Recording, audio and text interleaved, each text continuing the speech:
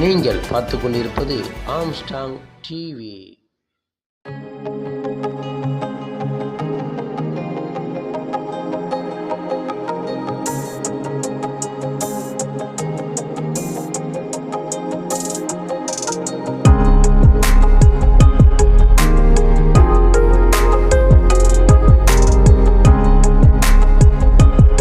தோலுரித்து விடுவார். யாருக்கும் எந்த தயக்கமும் காட்ட மாட்டார். எந்த அச்சமும் அவரிடத்திலே இருந்தது. அச்சமில்லாத, துளியும் அச்சமில்லாத ஒரு போராளி பழனி பாபா.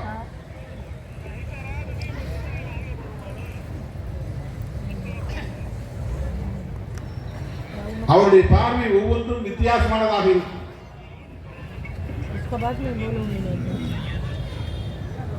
யாரும் சிந்திக்காத கோணத்தில் சிந்திக்கக்கூடியவர்.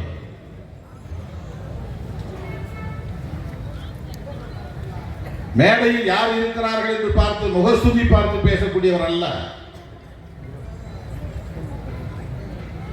ராமதாஸ் அவர்களையே கூட மேடையில் வைத்துக் கொண்டு பல முறை அவரையே விமர்சிக்கக்கூடிய துணிச்சலை பெற்றிருந்தார்.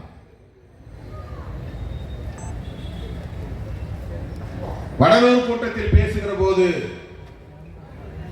தலித் இயக்கங்களையும் விமர்சித்தார். நான் அந்த மேடையில் இருந்தேன்.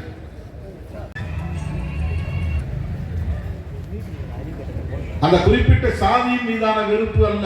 இன்றைக்கு கூட உச்ச நீதிமன்றத்தில் இருக்கக்கூடிய மொத்த நீதிபதிகளில் ஓபிசி சமூகத்தை சார்ந்த பிற்படுத்தப்பட்டவர்கள் அல்லது சத்திரியர்கள் எத்தனை பேர்? விரல் விட்டு எண்ணக்கூடிய 1 அல்லது 2 பேர் தான். ஷெட்யூல் காஸ்ட், ஷெட்யூல் ட்ரைப்ஸ் எப்போதாவது 1-2 பேர் வருவார்கள். கேஜி பாலகிருஷ்ணன் இருந்தார், அதற்கு முன்னால் வரதராஜன் இருந்தார், இப்போது ஒருவர் இருக்கிறார், கவாய் என்ற பெயர், கவாயுடைய பேரன். மற்ற அனைவருமே உயர் சாதி, குறிப்பாக பிராமணர்கள். ஐஐடியில் இருக்கிற பேராசிரியர்களை போய் எடுத்து பாருங்கள். இதில் எப்படி ஒரு இஸ்லாமியர் வர முடியும்? எப்படி ஒரு கிறிஸ்தவர் வர முடியும்? ஐஐடி, ஐஐஎம், இதுபோல பல உயர்ந்த கல்வி நிறுவனங்கள், எய்ம்ஸ், சென்ட்ரல் யூனிவர்சிட்டிஸ், மத்திய பல்கலைக்கழகங்கள், உயர் சமூகத்தை சார்ந்தவர்கள் தான் வருகிறார்கள். 21ஆம் நூற்றாண்டிலும் இந்த நிலைதான் நீடிக்கிறது என்றால் அதற்கு என்ன காரணம்? இன்னும் இங்கே சனாதனமே கோலோச்சுகிறது. எல்லா தலங்களிலும் சனாதனமே ஆக்கிரமித்து இருக்கிறது என்று பொருள். தொலைநோக்கு பார்வையோடு பேசுகிறேன். பெரியாரின் பிள்ளை என்கிற உணர்வோடு, புரட்சியாளர் அம்பேத்கரின் பிள்ளை என்கிற உணர்வோடு இந்த களத்திலே நான் நின்று இதை பேசுகிறேன். 4 இடங்களை 8 இடங்களாக ஆக்க வேண்டும் என்கிற முனைப்பை விட 2 எம்பிக்களை 4 எம்பிக்களாக உயர்த்த வேண்டும் என்கிற முனைப்பை விட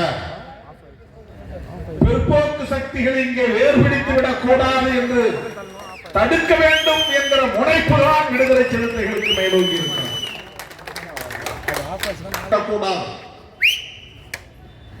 சிறுபான்மையினருக்கு எதிரான சக்திகள், ஜனநாயகத்திற்கு எதிரான சக்திகள், அரசமைப்பு சட்டத்திற்கு எதிரான சக்திகள், மதவெறி சக்திகள், சாதிவெறி சக்திகள் இங்கே வலிமை பெற்றுவிடக் கூடாது.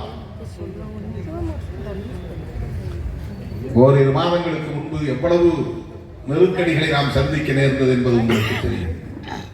நம்மை வைத்து பகடைக்காய் உருட்ட பார்த்தார்கள். நீங்கள் நினைப்பது போல் திருமாவளவன் இல்லை என்பதை காலம் அவர்களுக்கு உணர்த்தி, நலன்களாக இருந்தாலும், இதர விளிம்புநிலை மக்களின் பாதுகாப்பாக இருந்தாலும்,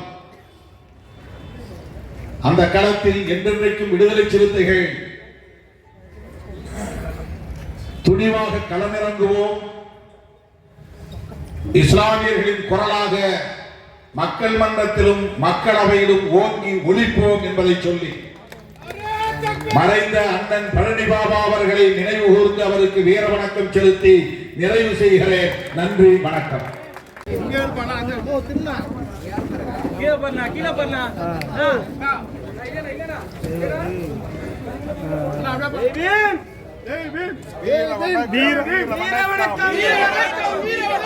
புரட்சியாளர் அம்பேத்கருக்கு